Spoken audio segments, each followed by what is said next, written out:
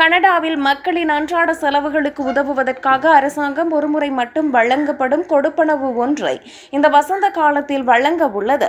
இது கனடா சில்லறை மற்றும் அத்தியாவசிய பொருட்கள் உதவித்தொகை எனப்படும் ஒரு புதிய திட்டத்தின் ஒரு பகுதியாகும். கனடாவில் சுமார் 12 மில்லியன் மக்கள் இந்த தொகையை பெறக்கூடும்.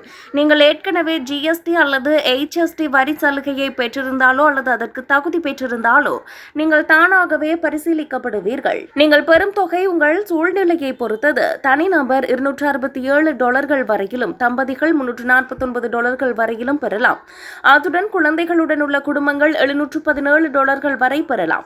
நீங்கள் இந்த கொடுப்பனவுக்கு என தனியாக விண்ணப்பிக்க தேவையில்லை. நீங்கள் உங்கள் வரிகளை தாக்கல் செய்திருந்தால் கனடா வருவாய் முகமை உங்கள் தகுதியை சரிபார்த்து தொகையை உங்களுக்கு அனுப்பிவிடும்.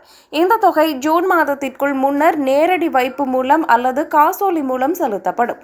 அதிகரித்து வரும் வாழ்க்கை செலவுகளை சமாளிக்க மக்களுக்கு உதவுவதே இந்த ஆதரவின் நோக்கமாகும்.